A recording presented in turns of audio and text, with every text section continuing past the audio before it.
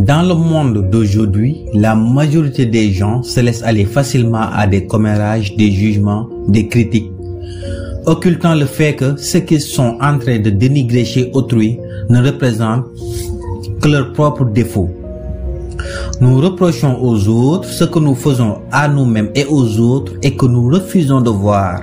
En psychologie, on parle de l'effet miroir, qui prône l'idée selon laquelle si nous critiquons quelqu'un, nous sommes en train de voir notre vraie nature se refléter sur cette personne. Vous ne pouvez tout simplement pas voir chez autrui ce qui n'est pas en vous-même. Car vous ne voyez pas les autres tels qu'elles sont. Réellement, vous voyez les autres tels que vous êtes. Nous voyons le monde avec nos propres paires de lunettes, lesquelles sont teintées par nos propres émotions. Ceci était un petit rappel de la vidéo précédente où nous avons répondu à la question de savoir comment faire pour se connaître.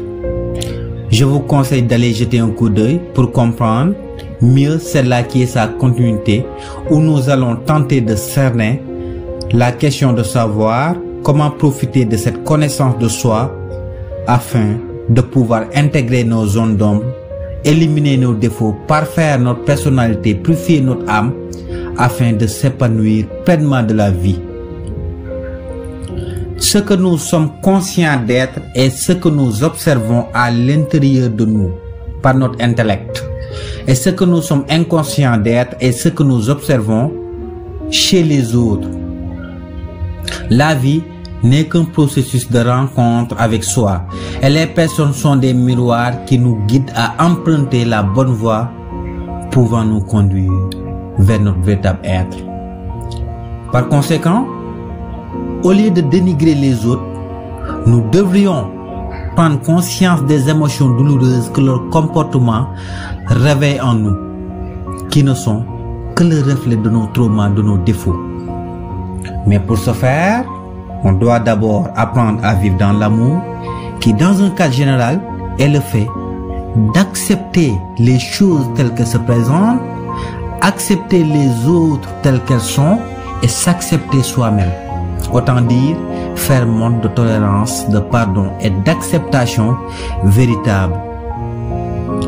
L'amélioration de soi passera inévitablement par l'acceptation de nos imperfections. Autant dire, lâcher prise sur ce qui nous dérange chez les autres.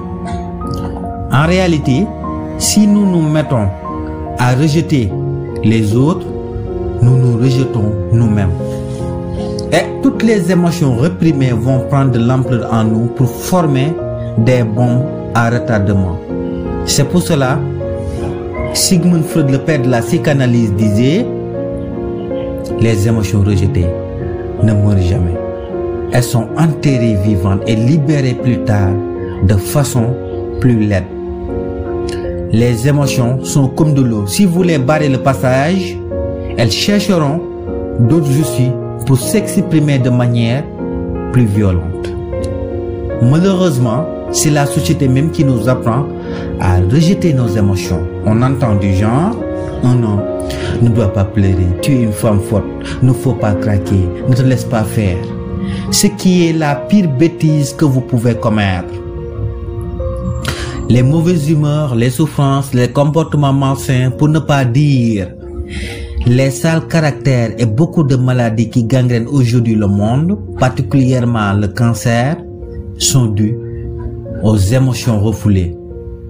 Par ailleurs, beaucoup de personnes deviennent très vulnérables devant une petite provocation.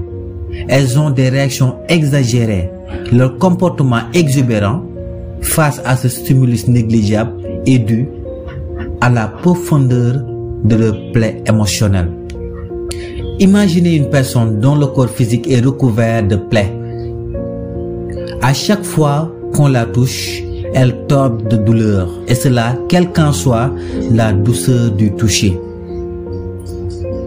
Il est juste évident que ce n'est pas le toucher qui fait défaut, mais le problème est qu'elle n'est pas réceptive. C'est exactement ce qui se passe avec beaucoup de personnes. Elles ont tellement l'habitude de réprimer leurs émotions que leur corps émotionnel est devenu recouvert de plaies. Ce faisant, elles ressentent un mal-être quotidien, envahi par des émotions négatives comme le stress, l'angoisse, la culpabilité, entre autres, la peur qui est la mère de toutes ces émotions. La seule chose qui peut aider ces personnes à se débarrasser de cette souffrance est l'acceptation, l'intégration de leurs plaies qui restent et demeurent enfouies en elles. Une fois qu'on arrive à accepter, à intégrer ce qui nous dérange chez les autres, le processus de la guérison s'amorce comme par magie. Dans le cas échéant, nous continuerons à vivre ces mêmes types d'événements, à attirer les mêmes types de personnes qui réveillent en nous ces émotions malsaines. Car on n'attire que ce que l'on vibre, ce qui correspond en quelque sorte à l'énergie que nous émettons. C'est pour cela, Jung avait dit, ceux qui n'apprennent rien des faits désagréables qui les arrivent, force la conscience cosmique, Dieu comme vous l'appelez souvent, à les reproduire autant de fois que nécessaire pour qu'ils puissent apprendre ce qu'enseigne le drame de ce qui leur est arrivé.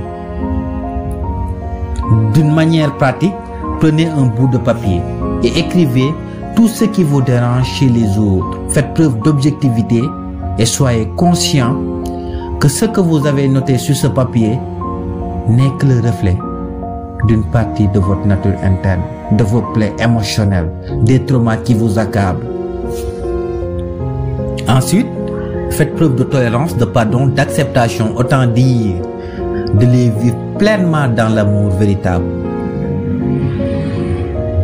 À chaque fois que vous êtes face à un stimulus qui vous fait mal, concentrez votre conscience sur ce mal-être que vous ressentez et lâchez prise. Ne résistez plus, acceptez de souffrir, mais en pleine conscience. Avec le temps, la tension va diminuer au fur et à mesure jusqu'à disparaître. Une fois que vous ne ressentez plus ces émotions douloureuses, après un comportement qui vous dérangeait chez les autres, sachez que vous êtes désormais guéri de ce trauma.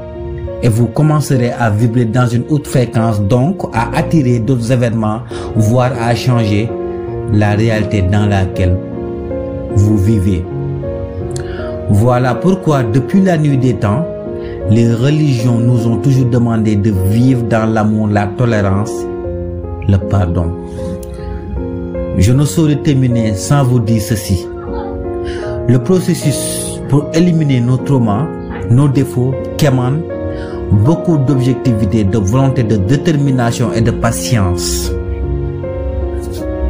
Si vous venez de me découvrir, mon nom est Mansamba.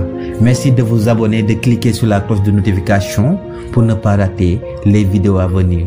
Allez, je vous donne rendez-vous la semaine prochaine pour une toute nouvelle vidéo.